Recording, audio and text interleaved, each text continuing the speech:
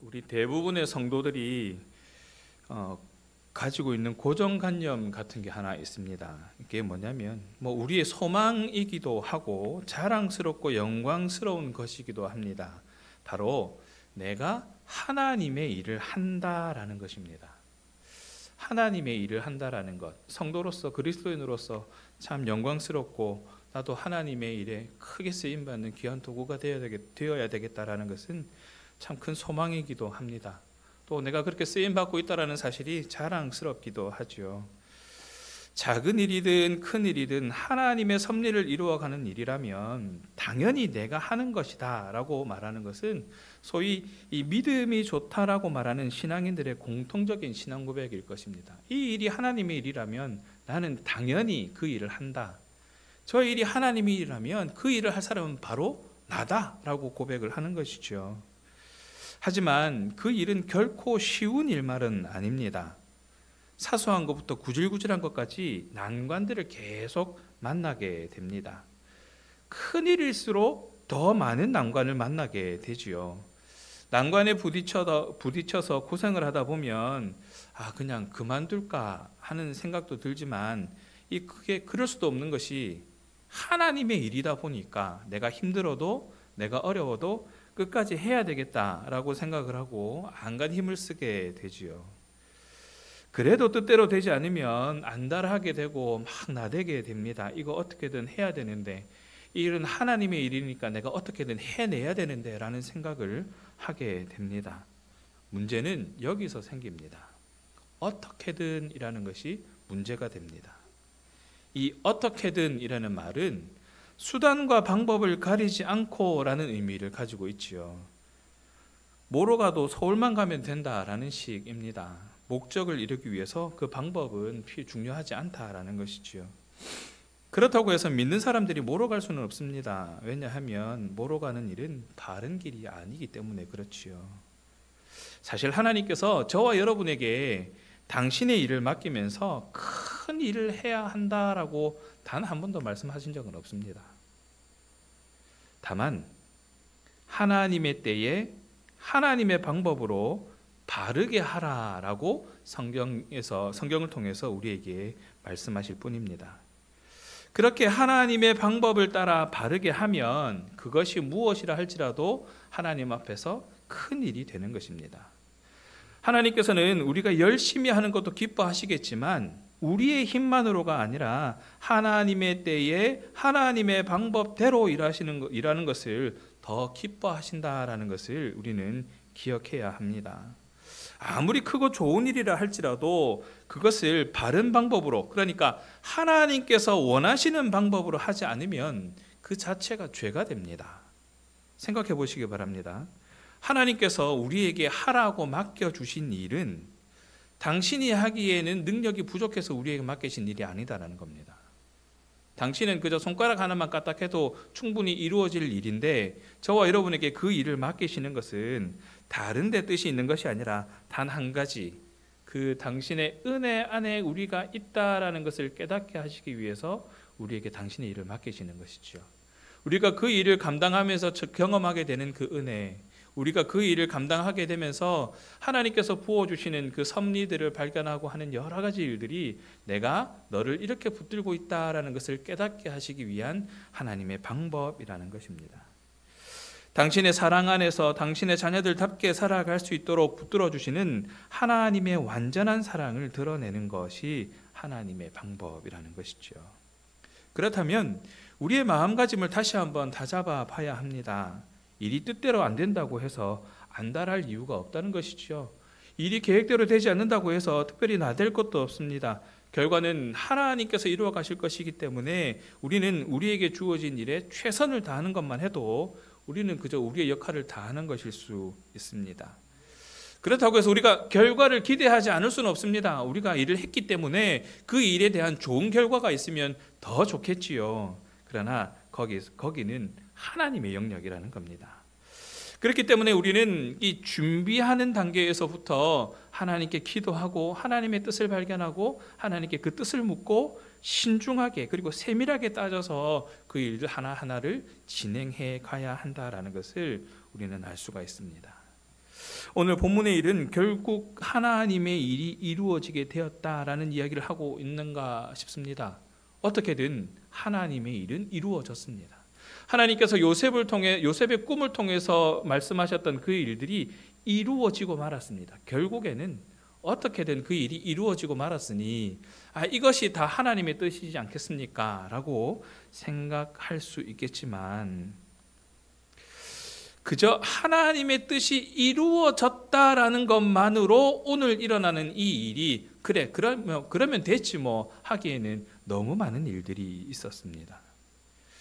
다만 우리가 기억해야 되는 것은 이 세상의 모든 것은 하나님이 쓰시기 위해서 다 지으셨고 그 모든 것을 적당하게 쓰신다라는 말씀으로 심지어 악인까지도 하나님이 쓰시려는 목적이 있다라는 것을 기억하는 것으로 시작해야 됩니다. 잠언 16장 4절에 보면 여호와께서 온갖 것을 그 쓰임에 적당하게 지으셨나니 악인도 악한 날에 적당하게 하셨느니라 라고 말씀을 하고 있지요.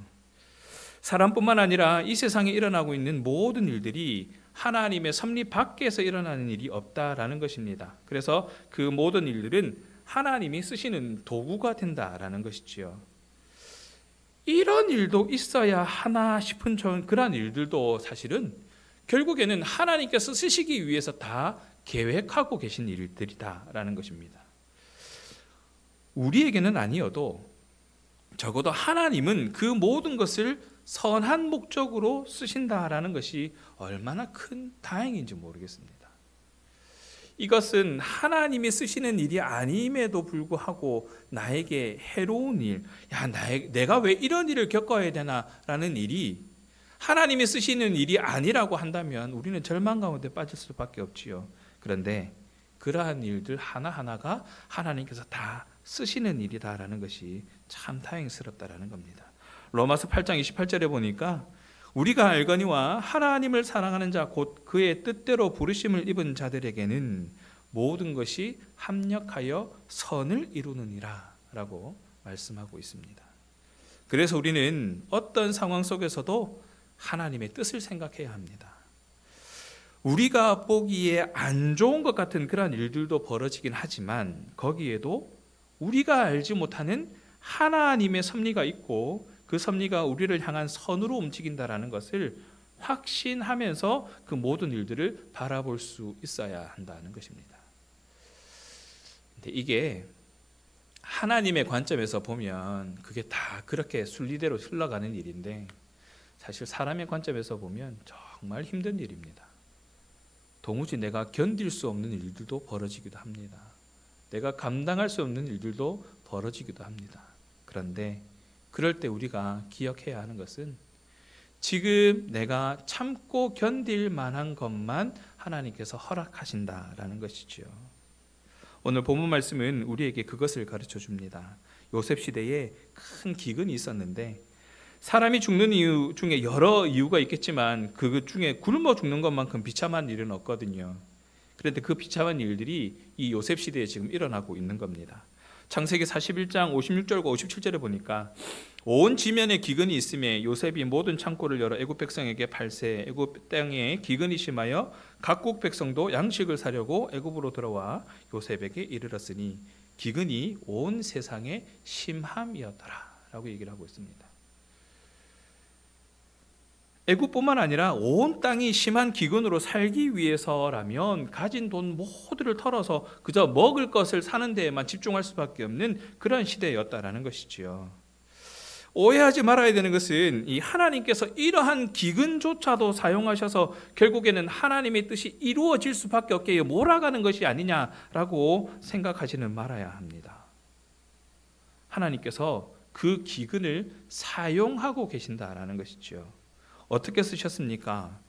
하나님의 뜻을 하나씩 이루어가는 것을 우리는 발견할 수 있습니다. 먼저 첫 번째는 하나님께서는 야곱의 가족들인 이스라엘 민족을 가나안에서 애굽으로 옮기기 위해서 이 기근을 사용하셨다라는 것이죠. 하나님은 야곱에게 그런 약속을 하셨거든요. 내가 너로 큰 민족을 이루게 하겠다라는 약속을 하셨습니다. 그런데 지금까지 애굽의 삶, 야곱의 삶을 보면 그렇게 큰 민족을 이룰 것 같은 그런 상황이 아닙니다. 그의 가족은 겨우 70명을 넘겼거든요. 그런데 온 민족을 이룰 만한 그런 큰 민족을 이루겠다라는 약속은 이게 언제 이루어지겠는가라는 그런 생각이 드는 것이지요. 게다가 그들이 살고 있는 이 가나안 땅이 참 살기 좋은 땅이긴 했지만 이 사람들이 살기에는 좋은 땅은 아니었다라는 겁니다.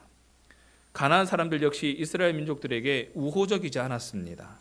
뿐만 아니라 그 땅에는 우상 숭배가 성행하는 그런 땅이었습니다. 안전하게 살려면 그 땅에서 이스라엘 민족의 정체성은 고사하고 그들과 비슷하게 살아가야 안전하게 살아갈 수 있을 것 같은 그런 상황 가운데 있었다는 것이지요.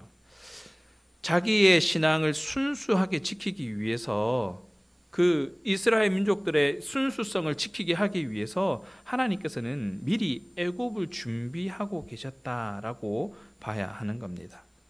당시 애굽은 세계에서 가장 비옥한 땅이었습니다. 그 가족들이 가서 번성하기에 적합한 곳이었던 것이죠. 뿐만 아니라 애굽 사람들은 이 목축하는 것을 천하게 여겼기 때문에 이스라엘 민족들이, 야곱의 가족들이 하고 있었던 그 목축은 거들떠 보지도 않는 거예요. 그러니까 부딪힐 일이 없는 것이죠.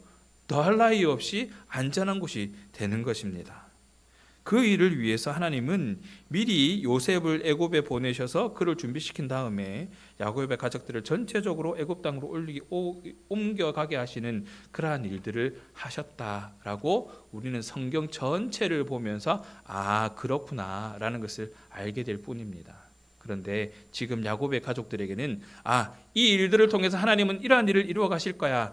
내가 하나님께서 나에게 약속하신 큰 민족을 이루게 하시겠다는 그 약속을 이렇게 계획하셔서 차근차근 이렇게 진행해 가시겠구나라는 생각을 도무지 할 수 없는 그러한 상황인 겁니다.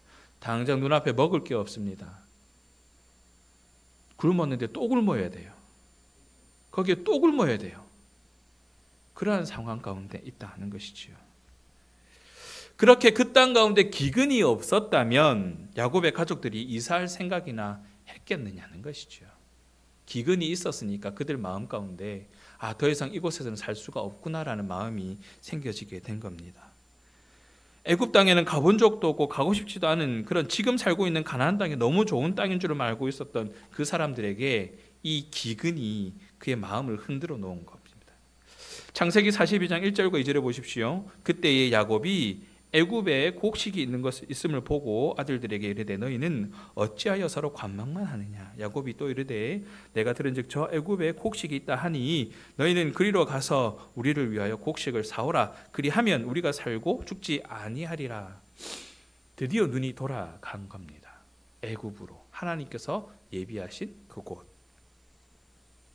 야곱과 가족들은 지금 막다른 골목 앞에 서 있는 것 같습니다. 어떻게 하면 살고 굶어 죽지 않을 수 있는지, 이 기근을 어떻게 하면 견딜 수 있는지 이 문제에만 집중하고 있는 그런 상황인 것이죠. 고민하다가 요셉의 형들은 이 돈을 다 모아서 애굽으로 내려가게 됩니다. 거기서 요셉을 만나게 되고 야곱의 온 가족 70여 명이 애굽으로 다시 내려가게 되죠.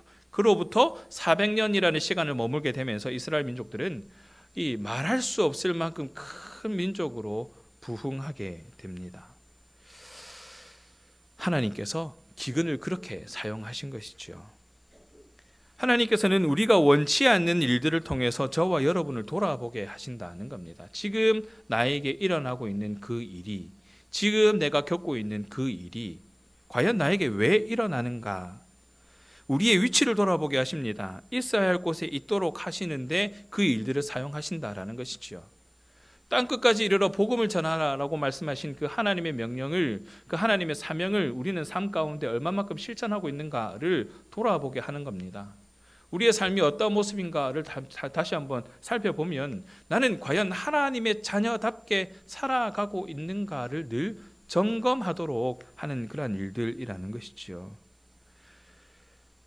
우리 삶에는 순풍도 있고 역풍도 불어옵니다. 돌풍도 불 때도 있습니다. 심지어 어떤 날에는 바람 한 점 없는 그런 날도 있습니다.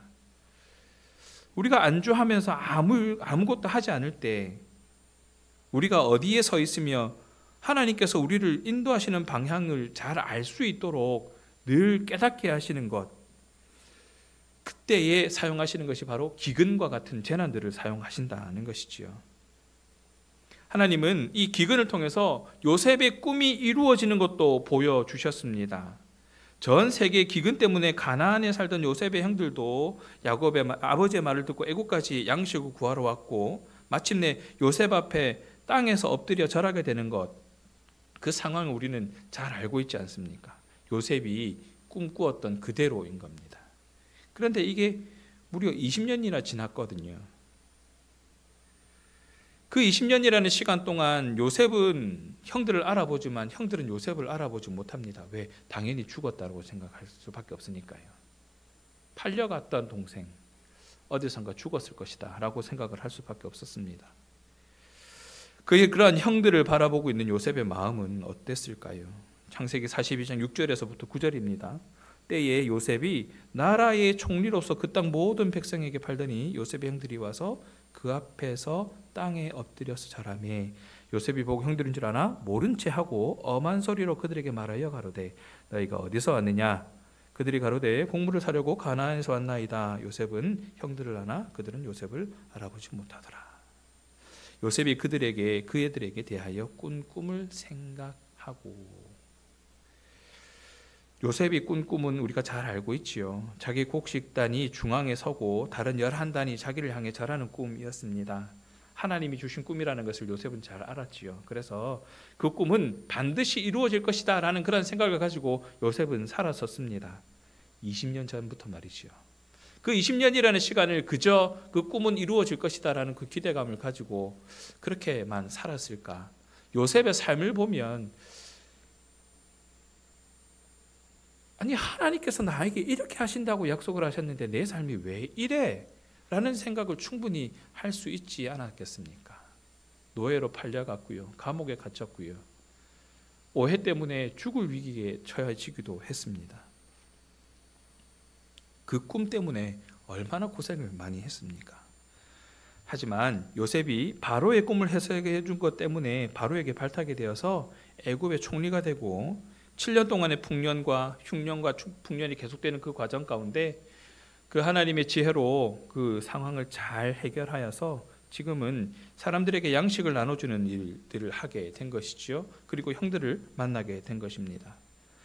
가만히 생각해 보면 이 기근이 아니었으면 어떻게 형들이 요셉 앞에 와서 엎드려 절하는 일이 생길 수 있었겠는가 싶지만, 요셉의 꿈이 이루어지는 과정을 보면 참 그래요. 물 없는 구덩이에서 요셉이 던져지게 하시고, 애굽의 노예로 팔려가게 하시고, 또 그 깊은 감옥 속에 갇히게 하시고, 말할 수 없는 고난과 어려움을 다 겪게 하셨던, 그런데 결국은 그것이 요셉의 꿈을 이루는 과정이 되었고, 요셉이 애굽의 총리가 되고 난 다음에 온 세계에 기근이 생겼지만 결국은 그 기근 때문에 요셉의 꿈이 구체적으로 이루어지는 그러한 일들이 벌어지게 되는 것이죠. 그 순간순간을 겪어 나가는 그 시간들은 이 일이 이렇게 해결되어질 것이다 라고 도무지 상상할 수 없는 그런 일들입니다. 그런데 다 지나고 보니까 하나님께서 이렇게 사용하셨구나 라는 것을 알 수 있게 되더라는 것이죠. 우리가 겪게 되는 그러한 일들 가운데, 우리가 맞이하게 되는 그 수많은 고난과 역경들 가운데, 그렇습니다. 우리가 기대할 수 있는 것은 이 일들을 통하여 반드시 하나님께서 계획하시는 일들이 이루어지게 될 것이다 라는 것이죠. 그것이 기근이라 할지라도, 그것이 질병이라 할지라도 결국에는 그 일을 통하여 하나님께서 하시고자 하시는 일들이 이루어질 것이다 라는 겁니다. 이 기근을 통해서 요셉의 형들도 훈련시키셨습니다. 어떻게 훈련시키셨습니까? 요셉의 형들이 기근 때문에 애굽에 가서 요셉을 만날 때에 자기들끼리 한 말이 있습니다. 창세기 42장 21절에 보십시오. 우리가 아우의 일로 인하여 범죄하였도다. 우리가 그에게 애걸할 때에 그 마음의 괴로움을 보고도 듣지 아니하였으므로 이 괴로움이 우리에게 임하였도다. 그때 동생이 그렇게 했었는데, 우리가 당하고 보니까 그게 아니었네. 우리가 그때 그러지 말았어야 되는데. 만약에 이 요셉의 형들이 기근 때문에 애굽에 와서 다시 요셉을 만나지 않았더라면 평생 아마 이거 얘기하지 않았을 겁니다. 20년 전에 자기들이 동생에게 한 그 일을 그냥 평생 숨기고 살았었겠죠. 그런데 그 일이 드러나게 된 겁니다. 하나님께서 그 기근을 사용하셔서 그 형제들이 고백하지 않은 하나님 앞에 그 범죄함들을 다 드러내게 한 겁니다. 아, 하나님, 내가 잘못했습니다. 기근 때문에 가기 싫었지만 형들은 아버지 재촉으로 애굽에 갈 수밖에 없었고 그곳에서 요셉을 만났고 그 요셉을 통하여서 자신들이 예전에 했던 일들이 떠오르게 되었고 그 떠오른 것으로 말미암아 다시 한번 했어야만 했던 하나님 앞에 범죄함에 대한 회개들이 일어나게 된 것이지요. 자신들의 과거의 죄를 회개하기는커녕 묻어두고 지났을 것입니다. 하나님의 은혜 아니었다면 그것을 드러낼 이유가 없었던 것이지요. 만약에 그냥 그렇게 지나갔더라면 하나님이 약속하셨던 이 이스라엘의 조상들이 되어야 되는 사람들이잖아요. 그러한 사람들이 이런 죄를 가지고 있는 사람들이었다면 이거 생각만 해도 끔찍한 일 아닙니까? 그러한 죄인들의 후손들이 하나님 나라를 이루어가게 될, 나도 그러한 사람이 될 수밖에 없었던 그러한 상황이 되는 기가 막힌 상황입니다. 그런데 하나님께서 이 상황을 사용하셔서, 이 기근이라는 걸 사용하셔서 그들이 더 이상 그 죄를 숨기지 않고 하나님 앞에 고백함으로, 하나님 앞에 그 죄를 털어놓음으로 그 죄의 사함을 받고 이제 정말 거룩한 하나님의 백성다운, 하나님의 그 자녀다운 삶을 살아갈 수 있도록 해 주신 것이라는 것이지요. 하나님께서 이 요셉의 형제들을 훈련시키기 위해서 이 기근들을 통해서 그들이 빠져나갈 수 없게 하시고 결국 요셉 앞에 와서 자기들의 죄를 고백하고 용서받지 않고는 안 되는 그런 막다른 길로 몰아가셨다는 것이죠. 하나님은 오늘날 우리들에게도 우리가 원치 않는 환경과 여건에 처하게 하시는 일들이 많습니다. 여전히 하나님 앞에서 숨기거나 감추고 있는 은밀한 죄를 전부 드러내게 하시더라는 것이죠. 왜냐하면 그 죄가 드러나야 하나님 앞에 회개할 수 있는 것이고, 하나님 앞에 회개해야 우리의 삶이 거룩하여지는 것이고, 우리의 삶이 거룩하여져야 하나님의 일을 하기에 합당한 그런 도구로서 변화되어질 수 있기 때문에 그런 것입니다. 하나님께 고백하고 하나님과의 관계를 회복하여서 깨끗하게 살기 위해서는 우리가 원치 않는 재난과 고통과 질병을 주신다라는 것을 우리는 겸허히 받아들일 수 있어야 합니다. 야곱의 자녀요 요셉의 형들은 하나님이 사랑하고 택하신 자손들이었습니다. 그들에게는 반드시 해결되어야 될 문제가 있었고 고쳐야 할 부분들이 있었던 것입니다. 그것을 묻어두고 말하기조차 싫어하는 그들에게 하나님께서는 이 기근이라는 것을 보내셔서 꼼짝 못하도록 하시고 결국은 그 모든 것들을 해결하도록 하셨다는 것을 우리는 발견할 수 있습니다. 시편 119편 71절에 보면 고난당한 것이 내게 유익이라. 이로 인하여 내가 주의 율례를 배우게 되었나이다. 고난당하기 전에는 내가 그릇 행하였더니 이제는 주의 말씀을 지키나이다. 차라리 내 손 하나 없는 것이 하나님의 명령을 어기는 것보다 낫다는 것이죠. 차라리 내 다리 한쪽 없는 것이 하나님의 그 섭리를 벗어나는 것보다 훨씬 낫다는 것입니다. 고난과 역경이 우리로 하여금 바로 서게 하고 하나님을 더 닮도록 만드는 역할을 해준다는 사실입니다.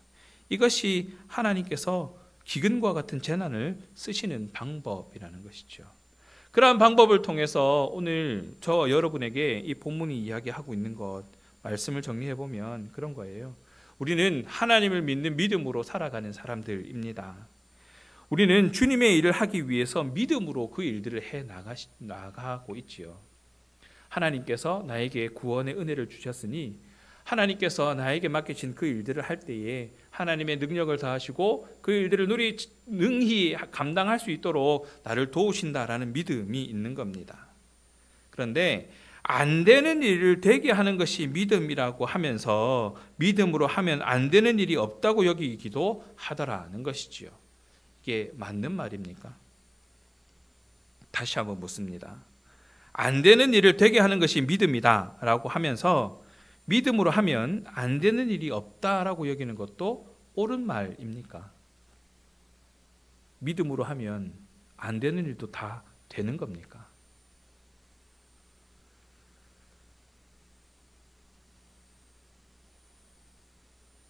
되지도 않을 일을 밀어붙였다가 낭패보는 경우가 얼마나 많습니까? 하나님의 뜻인 줄 알고 나는 분명히 하나님의 뜻이라고 생각하고 그 일을 밀어붙였는데 결국에는 그것 때문에 낭패보는 일들이 얼마나 많습니까?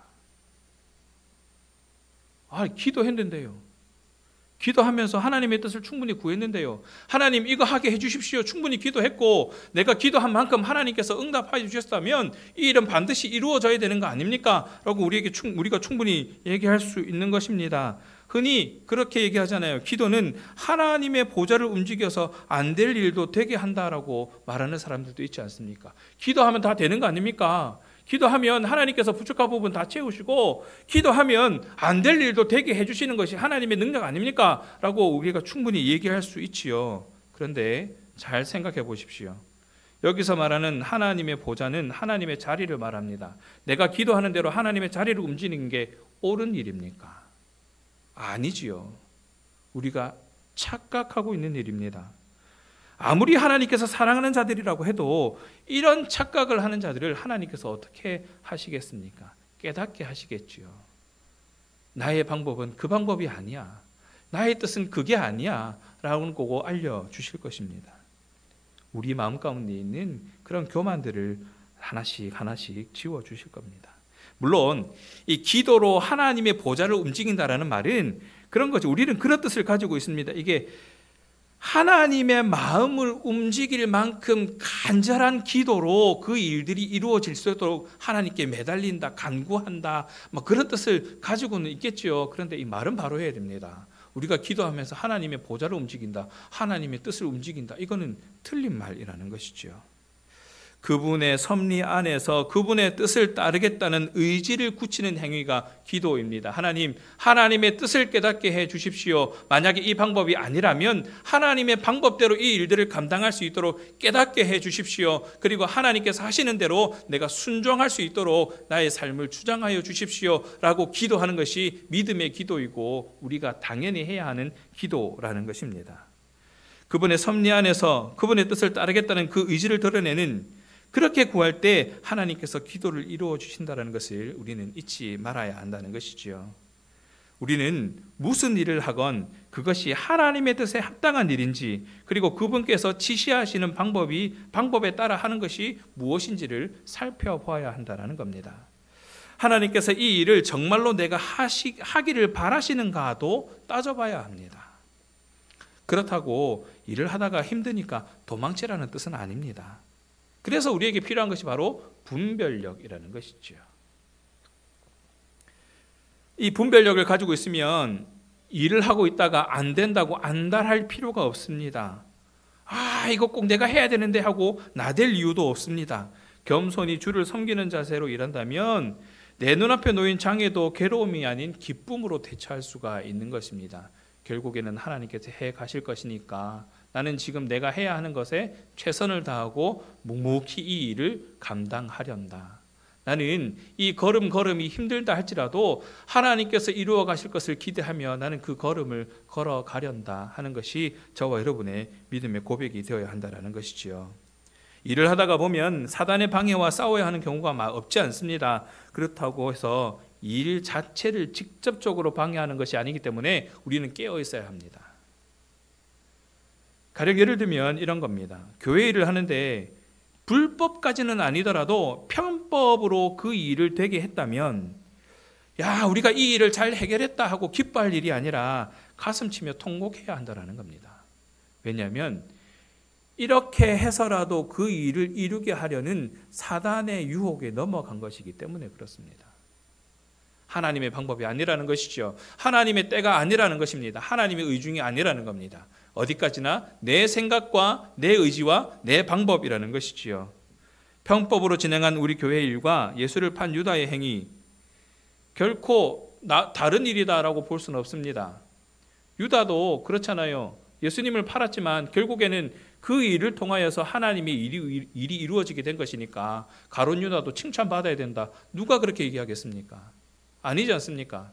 하나님의 일을 하는 데 있어서 우리에게 주어진 하나님의 방법과 하나님의 때가 아닌 편법으로 그 일이 이루어졌다면 결코 칭찬받을 수 없는 일이라는 겁니다. 그것이 무엇이 되었건 일을 할 때면 하나님의 방법에 따라 최선을 다하는 것이 가장 중요합니다. 아무리 하나님의 방법으로 일을 한다고 해도 힘껏 하지 않고 적당히 한다면 그것도 안 될 일입니다. 아니, 최선을 다하지 않는다면 그것은 이미 하나님의 방법이 아니라는 것이죠. 로마서 12장 11절에 우리에게 이렇게 권면합니다. 부지런하여 게으르지 말고 열심을 품고 주를 섬기라. 최선을 다하지 않는다면, 열심을 내지 않는다면 그것조차도 사실은 하나님의 뜻을 이루지 못하는 것이라는 겁니다. 하나님께서는 열심을 내어서 부지런히 일하라고 말씀하십니다. 그리고 아무리 열심히 최선을 다해서 일을 한다고 해도 하나님의 방법을 따라 하지 않는다면 안 하느니 못하다는 것도 우리가 기억해야 할 것입니다. 구원은 우리가 해놓은 일의 성과와는 상관없이 그저 믿음으로 얻게 되는 것입니다. 그렇게 우리는 구원의 은혜를 받은 사람들이고 구원받은 자로서 합당하게 살아가야 하는 이유가 있습니다. 그런데 이 구원을 받은 사람이라는 것을 믿는 사람들이라면 그 믿음으로만 그치는 것이 아니라 그에 따르는 행위가 있어야 되는 겁니다. 행위 때문에 구원을 얻는 것은 아니지만 구원을 얻었다면 그에 따르는 행위가 있어야 된다는 것이지요. 더 이상 거짓됨 없이 속임 없이 정직하고 바르게 살아가는 모습들이 있어야 한다라는 겁니다. 우리 믿는 사람들은 해바라기가 해를 따라 살듯이 하나님을 바라보며 사는 존재들이지 않습니까? 그렇기 때문에 우리는 하나님의 품성, 그 사랑의 품성을 닮아가려고 노력하는 사람들이어야 한다는 것입니다. 그리스도의 향기를 내고 빛을 내고 소금으로 녹아져서 다른 사람들의 삶이 맛을 내게 하려고 기도하며 애쓰는 사람들이 되어야 한다는 것이지요. 어떻게든 하나님의 뜻만 이루어지면 되는 것이 아니냐, 그렇게 볼 일이 아니다라는 겁니다. 하나님의 일에는 크고 작은 일이 따로 없습니다. 이렇게 사는 것이 가장 큰 하나님의 일입니다. 그것은 하나님의 방법대로 하나님의 때를 따라 하나님께서 하시는 대로 하는 것입니다. 아무리 큰 일이라고 할지라도 하나님의 방법을 따라 하지 않으면, 즉 바른 방법으로 하지 않으면 작은 일만도 못하다는 것입니다. 정말이지 안달할 필요가 없습니다. 나댈 필요가 없습니다. 묵묵히 기다리면서, 묵묵히 하나님의 때를 기다리면서 또 하나님께서 이루어 가실 것을 기대하면서 우리에게 주어진 일들을 열심히 최선을 다하면 되는 것입니다. 겸손히 주를 섬기며 산다라는 것, 바로 그런 것일 것입니다. 최선을 다해서 일하고 겸손히 주를 섬기는 삶을 산다면 안달할 일도 나댈 일도 없는 것이지요. 역경 가운데서도 내면 깊숙한 곳에서 은밀하게 솟아나는 기쁨을 맛보며 살아갈 수 있습니다. 왜냐하면 하나님께서 하시는 일들이기 때문에 그렇습니다. 하나님께서 하시는 일들이 바로 나를 통하여서 일하시는 그러한 일들이 되기 때문에 그렇습니다. 내가 가진 것은 적어도 마음의 풍요를 누리며 부자로 살 수 있는 것이 바로 이 방법입니다. 주님 뜻대로 이루어지기를 기대하면서 하나님 나라를 꿈꾸는 그런 저와 여러분 되기를 간절히 바랍니다. 하나님의 때를 기대하시고 하나님의 방법을 바라보면서 묵묵히 하나님의 일을 해나가는 저와 여러분 되기를 주님의 이름으로 축원합니다.